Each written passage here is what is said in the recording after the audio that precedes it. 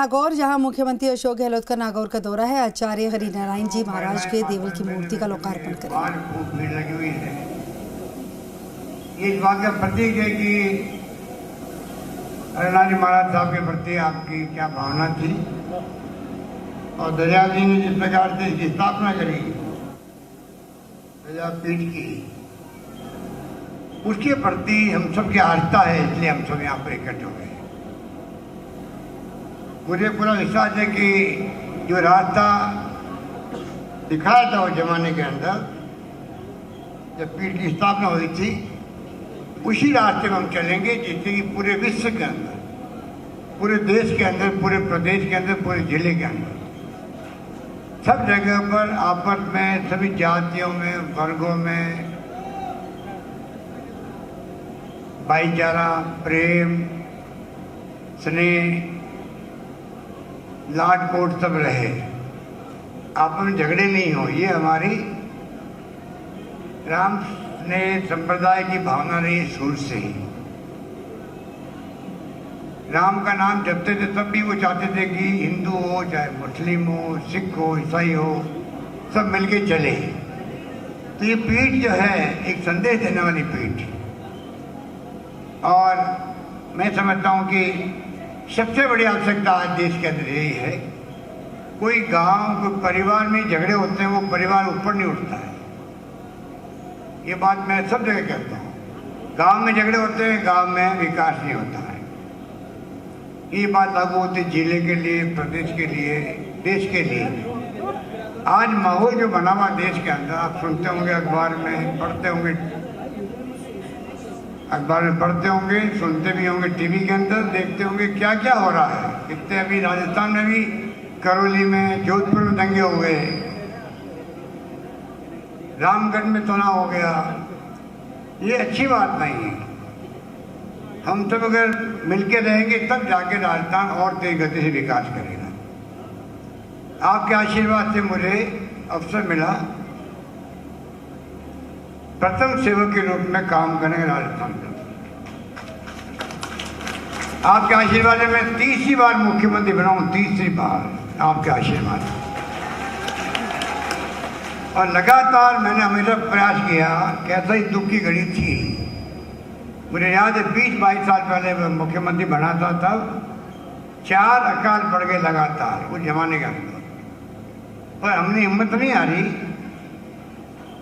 इस प्रकार काम किए हम लोगों ने पूरे प्रदेश के अंदर, गांवों के अंदर। काम के वजह अनाज योजना, घरों में धान भर गया, गेहूं भर गया, कोई रखने की जगह नहीं थी। वो टाइम पे मैंने देखा है, कोई कमी नहीं रखी थी उस वक्त। पशुओं के लिए चारे की व्यवस्था करी, पीने के पानी की व्यवस्था करी। अकाल सूखा पड़ता, मालूम है कि पीने के पानी का संकट नागौर से ज़्यादा कौन समझ सकता है। ये तो भला हो, इंदिरा गांधी कैनाल हम लेके आए हैं। मेरे वक्त में ही सोनिया गांधी जी आई थी यहाँ पर, नागौर में मैंने घोषणा करी थी। आप देखिए आगे जाके काम करता जा रहा है इंदिरा गांधी कैनाल का। अधिकांश जगह पर इंदिरा गांधी कैनाल का पानी आ गया, मीठा पानी पीने के लिए आ गया, वरना कुबड़ा पट्टी भी नागौर में हुआ करती थी। तो हमेशा ध्यान रखा पीने का पानी हो, सीधे की सुविधाएं बढ़े राजस्थान में। अकाल सूखे में पूरी इमदाद की गई उस वक्त में भी। और तो और आपको याद होगा, अब नरेगा बन गया, नरेगा। जब सोनिया गांधी जी, डॉक्टर मनमोहन जी थे यूपी गवर्नमेंट में प्रधानमंत्री, तब हम लोगों ने नरेगा कानून बना के पास कर दिया। अब जो है सरकार चाहे किसी की पार्टी की हो, 100 दिन का रोजगार गांव में मांगने पर मिलेगा मिलेगा। और शायद आपको मालूम होगा, अभी मैंने 100 की बजाय 125 दिन कर दिया राजस्थान के अंदर। 25 दिन का खर्चा करीब 1000 करोड़ रुपया आएगा, वो भी राजस्थान सरकार देगी, पर सबको मजदूरी मिले, तकलीफ कोई नहीं पाए। शहरों में भी हमने इंदिरा गांधी के नाम से, जो महान नेता थी देश की, इंदिरा गांधी महिला थी, प्रधानमंत्री पद पर रही लंबे अरसे तक। पाकिस्तान के 2 टुकड़े हो गए उस वक्त में, बांग्लादेश बन गया। गरीब लोगों की बात उन्होंने करी। किसानों पे विश्वास किया, हरित क्रांति करी। और आप देख रहे हो आज, पहले हम लोग गेहूँ बाहर से मंगाते थे, अमेरिका से मांगते थे उनसे, आज हम लोग निर्यात करने की स्थिति में आ गए।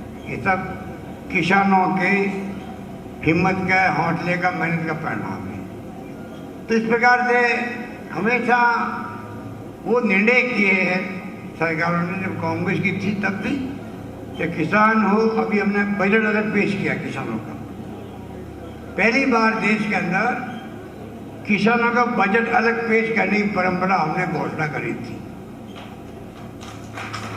और दुगना कर दिया उसका खर्चा किसानों के लिए।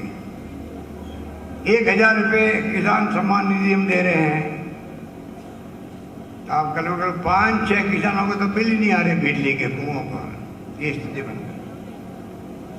डोमेस्टिक हमने 50 यूनिट खत्म कर दी, 15 लाख घरों में बिजली का बिल नहीं आ रहा है, 0 आता है। और बाकी बिल भी कम हो गए क्योंकि उनकी यूनिट है, मैंने 3 रुपये प्रति यूनिट कम कर दिया, 3 रुपये।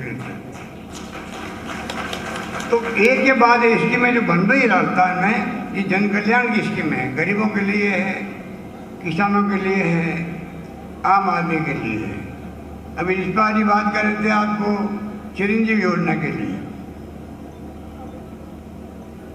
चिरंजीवी योजना 10 लाख का बीमा किसे कहते हैं, फ्री में 10 लाख का बीमा। अब मुझे एक आदमी मिला जयपुर के अंदर, कहता मेरे गांव का मेरा कोई भाई भतीजा आया था, कोई सीके बिरला का हॉस्पिटल है वहाँ पे जयपुर में, बड़ा हॉस्पिटल प्राइवेट है वो, यहाँ 1 लाख 1.5 लाख 2 लाख खर्चा होता है अगर हार्ट का ऑपरेशन करवाओ तो। कुछ में ऑपरेशन करवाया, वो कहता मेरे तो खाली टैक्सी का 170 रुपये भाड़ा लगा, फ्री में मेरा इलाज हो गया। तो आप सोच सकते हो इतनी शानदार योजनाएं लागू की है राजस्थान के अंदर, जो देश में कहीं नहीं है, पूरे मुल्क में कहीं पे भी। पूरे प्रदेशवासियों का एक आयुष्मान भारत स्कीम चलती है केंद्र सरकार की, आधी आबादी की कवर नहीं होती उससे।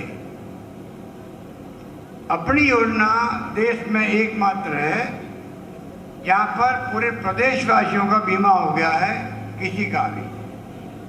और भूल चूक में वो कार्ड नहीं बनवावे और भर्ती होना पड़ जाए उसको अचानक ही, तब भी अधिकार दे दे कलेक्टर को, वो उसको कार्ड ही बनवा देवे, इलाज फ्री करवा देवे। और तो और किडनी ट्रांसप्लांट, लीवर ट्रांसप्लांट में खर्चे 15-20 लाख में लगते हैं। वो भी हमने कहा है कि ऐसे लोगों के लिए हम पैसा देंगे, उसको 1 पैसा खर्च नहीं करना पड़ेगा। बहुत शानदार स्कीम बनी है। एक्सीडेंट का बीमा भी साथ में कर दिया, उसके भगवान करेगा एक्सीडेंट नहीं हो, पर हो गया कोई तो 5 लाख का बीमा उसमें भी सतह हो गया है। तो इस प्रकार से हमने एक एक चीज का, जो पशुपालक है उनको 5 रुपये प्रति लीटर दूध का सरकार बोनस दे रही है, जो देश में कहीं पे भी नहीं मिल रहा। 90 लाख लोगों को अपन दे रहे हैं पेंशन, विधवाओं को, बुजुर्गों को, एकल नारी को, निःशक्त जनों को। तो जन कल्याण की योजनाएं ऐसे पावन स्तर में बैठ के जब बात करते हैं तो मन में गर्व होता है कि एक के बाद एक योजना लागू हुई। पहली बार मैंने पूरे मुल्क में ये जो गायों का जो बनाया विभाग बनाया है राजस्थान, पहले बनाया निदेशालय बनाया मैंने पहली बार। गायों का अलग निदेशालय कहीं नहीं था देश के अंदर। हमने शुरुआत करी, गौशालाओं को मैंने पहले 125 करोड़ रुपये दिए पहली बार, जब मैं दूसरी बार मुख्यमंत्री था 13 के अंदर तक। और अब आप देखिए 6 महीने का 9 महीना भी किया हमने, करीब 1100 करोड़ रुपये खर्च होंगे, 1100 करोड़ रुपये खर्च होंगे गौशालाओं को अनुदान देने के अंदर, जो अभी हमने निर्णय किया है। आप सोच सकते हैं कि गायों की सेवा आप सब करते हो, मुझे मालूम है। गौ माता की सेवा करने में कोई कमी रखते नहीं है। हम चाहते हैं कि नंदी सभाएँ बने, क्योंकि आवारा पशु घूमते हैं गाँव में और शहर में, कई बार एक्सीडेंट में मर जाते हैं, कई बार कोई आदि मर जाता है। तो वो आवारा पशु भी घूमना बंद होना चाहिए, खेतों में नुकसान भी होता है। इसलिए हमने कहा धन्नीशाला जगह जगह खोलना चाहते हैं। पंचायत समिति इस तरफ खुलेगी तो 1,56,00,000 रुपये सरकार देगी वहाँ पर नंदीशाला बनाने के लिए, और पंचायत में खोलेंगे तो 1 करोड़ रुपये देंगे हम लोग। तो कुछ लोग आगे आना पड़ेगा, सब काम सरकार नहीं कर सकती। तब जाकर के मैं समझता हूँ पूरे प्रदेश के अंदर नंदीशालाएँ खोले, आवारा पशु की समस्या समाप्त हो, पीने के पानी के लिए घर घर नल पानी योजना आधा पैसा सरकार दे रही हमारी राजस्थान की, आधा पैसा दे रही केंद्र सरकार। वो काम भी बड़े रूप में चल रहा है। जल जीवन मिशन का बिजली कनेक्शन हमने कोई 1 लाख तो दे दिए हैं, 1 लाख की मैंने भी घोषणा करी है, और ये भी कह दिया 8 साल का जो पेंडिंग है आपका 8 साल का, वो तमाम अगले 1.5 साल में दे दिए जाएंगे। कनेक्शन बिजली के सबको कनेक्शन मिल जाएंगे, कोई पेंडिंग रहेगा ही नहीं। नौकरियां बच्चों को 1 लाख देती, 1 लाख की प्रक्रिया चल रही है, और 1 लाख जो है इस बार मैंने घोषणा और करी है देने के लिए। तो कोई कमी रख नहीं रहे हम लोग। रोजगार आप जानते हो बड़ी समस्या देश के अंदर है। कोरोना के बाद में और तकलीफ ज्यादा हो गई।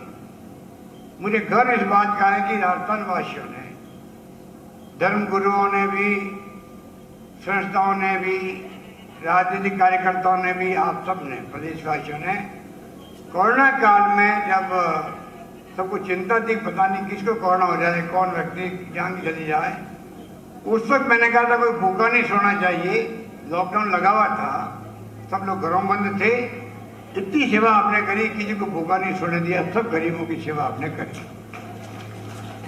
और मुझे खुशी है कि कोई कमी रखी नहीं किसी ने। इलाज में हमने फ्री इलाज किया सबका, पूरा इलाज फ्री, दवाएं फ्री।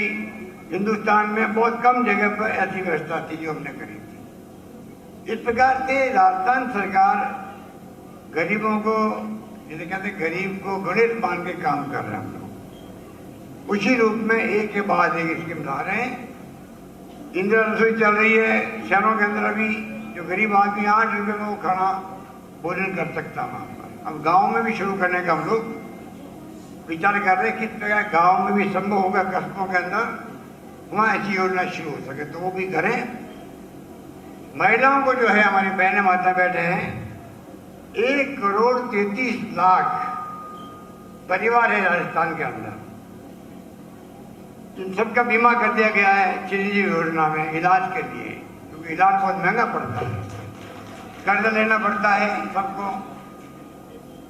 गहने बेचने पड़ते माँ बाप को बचाने के लिए। माँ बाप बूढ़े भी हैं तो अपने इतने अच्छे संस्कार है, माँ बाप की सेवा करते हैं अंतिम सांस तक, चाहे 50,000 खर्च हो, 10 लाख रुपये खर्च हो, तब भी हम उनकी सेवा करते हैं। मालूम है कि ये जिंदा नहीं बचेगा, डॉक्टर भी कहता है, तब भी अपन कमी नहीं रखते।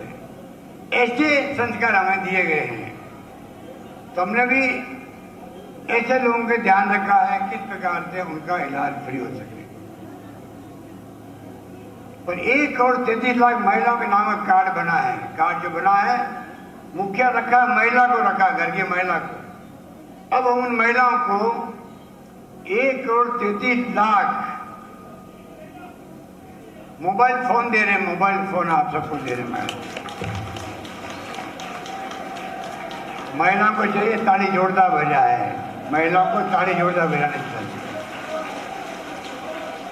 3 साल का उसमें इंटरनेट फ्री होगा। इंटरनेट भी खूब आप गपशप कर सकते हो, बात कर सकते हो, दुख सुख को शेयर कर सकते हो, सरकार में कोई शिकायत दर्ज करवा सकते हो, पानी की, बिजली की, शिक्षा की, स्वास्थ्य की, कोई भी शिकायत दर्ज करवा सकते हो। बनने में टाइम लग रहा है। चक्कर ये हो रहा है कि हम तो जाते हैं 2 महीने में दे दें, और कंपनी वाले कहते हैं हमारे अभी टेक्निकल प्रॉब्लम है तो 1 साल बना नहीं पाएंगे। 1,33,00,000 टेलीफोन एक साथ खरीद करके 7,500 करोड़ रुपये लगेंगे, उसके 7,500 करोड़ लगेंगे उस पर पैसा। सब महिलाओं को सशक्त करने के लिए, महिला सशक्तिकरण हो राजस्थान में, उसके अंतर्गत ये बड़ा प्रोग्राम भी आपका लिया गया है। इस प्रकार मैं कहना चाहूँगा कि सरकार कोई कमी रख नहीं रही है, और मेरा आपसे यही निवेदन है, बच्चों को, पढ़ते बच्चे हैं, स्कूटी दे रहे हैं, 80,000 की स्कूटी होती है, वो 80,000 की स्कूटी होती है। और पहले 10,000 थी, मैंने 20,000 कर दी। 20,000 स्कूटियाँ बच्चों को मिल रही है, जो पढ़ने वाली बच्चियों को उनको अलग मिल रही है। जो कर्मचारी है उनकी ओल्ड एज पेंशन का मामला बहुत बड़ा मामला था। हिंदुस्तान में एकमात्र राजस्थान सरकार है जिसने सब कर्मचारियों के लिए पुरानी पेंशन योजना जो अच्छी है उसको लागू कर दिया। इस प्रकार से मैं समझता हूँ कि कोई कमी नहीं रख रहे हैं। सरकार बनते हमने कर्ज माफी की, कोऑपरेटिव बैंक के कर्जे माफ किए, भूमि विकास बैंक के कर्जे माफ किए, 22 लाख किसानों को फायदा हुआ था। हालांकि हमारे विपक्ष के लोग कहते हैं कि साहब आपने माफ किया ही नहीं, क्योंकि राष्ट्रीयकृत बैंक हैं वो केंद्र की सरकार की है। मैं मोदी जी को बार बार लिख रहा हूँ, आप उनको निर्देश दें। अगर बड़े बड़े अरबपति जो हैं देश के, किसी के 1000 किसी के 5,000 करोड़ अगर माफ हो सकते हैं, ये तो गरीब किसान हैं। सेटलमेंट कर लो, और सेटलमेंट पहले जो आएगा किसान के खाते में वो पैसा राजस्थान सरकार दे देगी, किसान में बाहर नहीं पड़ेगा। ये हमने उनसे बार बार कहा है, पर हमारी तरफ से कोई कमी नहीं रखी है। सब काम जो हमने वादे किए थे पूरे किए। और तो लड़कियों की कॉलेज खोलने में राजस्थान अव्वल हो गया देश के अंदर। अभी हमने 211 कॉलेज खोली है राजस्थान में 3 साल में। जहाँ मांगी कॉलेज हमने दे दी है। आपके मेरे ख्याल बेड़ता में कॉलेज खुली होगी, बेड़ता कॉलेज याद है मुझे। और जहाँ 500 लड़कियाँ हैं पढ़ने वाले स्कूल में, उस गांव में कस्बे में भी स्कूल को कॉलेज बना दिया गया है।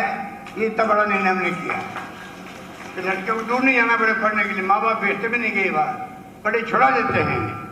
हमने वो व्यवस्था भी करी है। इस रूप में मैं समझता हूँ कि सरकार कोई कमी रख नहीं रही है। मैं उम्मीद करता हूँ कि आज जो है, आज जो हम इकट्ठे हुए हैं उसके अपने मायने हैं। हरिनारायण शास्त्री जी का बहुत बड़ा नाम था। उनके प्रवचन सुनने के लिए हजारों लोग आते थे, महिलाएं भी आती थी, पुरुष भी आते थे। और मैं देखता था कि हमारी मीटिंगों में बुलाना पड़ता है। और हरिनारायण महाराज मीटिंग करते थे तो बिना बुलाए महिलाएं और पुरुष आके बैठ जाते थे मीटिंगों में। इतना प्रताप था उनका। वो आज हमारे बीच नहीं रहे, देर लोग हो गए। तो मुझे खुशी है कि बद्रीराम ठाकर ने मुझे कहा कि आपको आना पड़ेगा।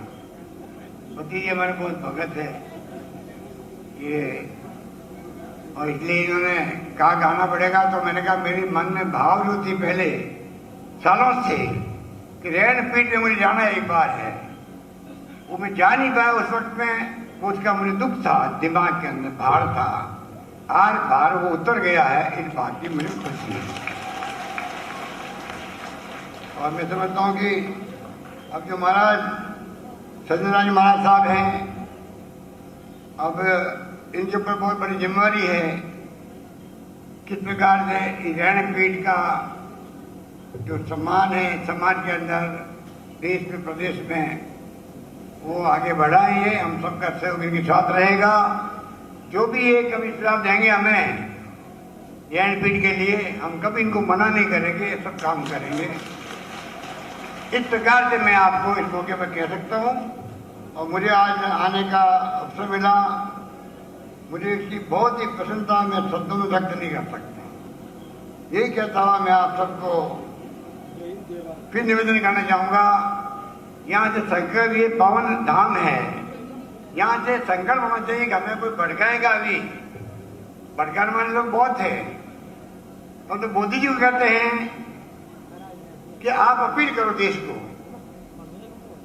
ये तो कोई बुरा नहीं है। अगर विपक्ष में हम लोग हैं, हम अगर देश के प्रधानमंत्री को रिक्वेस्ट करें कि भाई देश में जगह जगह पर जो तनाव हो गया है, दंगे होते हैं, ये सब खत्म होना चाहिए। आपका धर्म है, फर्ज है मुख्यमंत्री का, प्रधानमंत्री का, कि आप अपील करें जनता से, भाई जनता में शांति, सद्भाव, प्रेम, मोहब्बत रहनी चाहिए। ये तो बुरा क्या है? ये तो कोई बुरा नहीं है। कोई ये कहेगा भाई सत्य के मार्ग में चलो, अहिंसा के मार्ग में चलो। दरियाव जी थे महाराज साहब, वो भी कहते थे हर धर्म ये सिखाता है कि हमें सही रास्ते पे चलना चाहिए, सत्य के मार्ग पे चलना चाहिए, अहिंसा के मार्ग पे चलना चाहिए, प्रेम, भाईचारा, मोहब्बत होनी चाहिए। ये कौन मना करेगा? तो तो प्रधानमंत्री जी से अभी पूरे देश के लेखक, साहित्यकार, पत्रकार और हम जैसे राजनीतिज्ञ और पूरी पार्टी हैं, आप बताइए, सोनिया गांधी जी के नेतृत्व 13 पार्टी ने मांग करी, प्रधानमंत्री जी आप दो टूक बात करो देशवासियों से, भाई देखो मैं सब बर्दाश्त कर सकता हूँ, मैं दंगे बर्दाश्त नहीं करूंगा, हिंसा बर्दाश्त नहीं करूंगा, इसमें क्या दिक्कत है? उसमें वो कंजूसी कर रहे हैं, कंजूसी कर रहे हैं, समझ के मेरा मतलब, कंजूसी कर रहे हैं, बोल नहीं रहे अभी तक भी। बोलना पड़ेगा उनको एक न एक दिन, कि सच्चाई हमारे साथ में, सच्चाई इसमें है। आप अपील करो प्रधानमंत्री के रूप में, देश में शांति भाईचारा रहे, हम भाई भाई की तरह यहाँ पर, क्या दिक्कत है उनको? और ये हिंदू मुसलमान करके जो ध्रुवीकरण हो रहा है, हिंदू को बहुत अच्छा लग रहा है, अभी मजा आ गया। देखिए पहले राम मंदिर की बात हुई थी, अब वो नया आ गया ज्ञानपीठ, क्या वो वाराणसी के अंदर। ये बातें अच्छी नहीं है लॉन्ग टर्म के अंदर। हमें अगली पीढ़ी का भविष्य सुधारना है। वर्तमान पीढ़ी जो है वो सही रास्ता दिखाएगी तो हमारे औलाद होगी, बच्चे होंगे, बेटे होंगे, पोते होंगे, उनका फ्यूचर अच्छा रहेगा देश के अंदर। ये भावना हमारी होनी चाहिए। अच्छा लगना बहुत कोई अच्छी बात नहीं इस प्रकार से। अगर झगड़े होंगे, दंगे होंगे, खून खराबा होगा, ये कोई भी देश के लिए अच्छा नहीं। इसलिए मुझे चिंता होती है कई बार, हो क्या रहा देश के अंदर, इस प्रकार के तनाव क्यों है? हम क्यों नहीं, जिंदगी कोई 1000 साल की होती नहीं है। 1000 साल तक जिंदा किसी को रहना है, रह सकते हैं, तो फिर भी झगड़े हो सकते हैं। झगड़े क्यों हो रहे हैं? हर धर्म ही सिखाता है। और मुझे बता दिया, पता नहीं मैं इसमें क्या कह सकता हूँ आपको, कि दरियाव जी महाराज ने तो कहा था राम में जो है रा, वो तो मतलब है राम का, सही बात है ये। और म है राम का म, उसका मतलब है मोहम्मद है। ऐसी हिंदू मुस्लिम एकता के प्रतीक दरियाव जी महाराज थे। और वो महाराज खुद ये कह रहे हैं, जिनकी पीठ बनी हुई है ये, तो हमसे इस पीठ रहने पीठ से ज्यादा कौन समझ सकता है राम का मतलब? बताइए, हम राम भक्त नहीं है क्या? हम हिंदू नहीं है क्या? हमें गर्व नहीं कि हम हिंदू है। महात्मा गांधी ने कहा था, मुझे गर्व है कि मैं हिंदू हूं, पर दूसरे धर्म जो हैं, मुस्लिम हो, सिख हो, ईसाई हो, पारसी, जैन हो, उसका सम्मान करना मेरा धर्म बनता है। इसमें क्या गलत बात है? हम सब हिंदू हैं, हमें गर्व इस बात का हम हिंदू है। और इसका मतलब नहीं कि हम दूसरे धर्म को नीचा दिखाएं, झगड़े करें, फसाद कराएं, दंगे करवा दें, जान चली जाती है।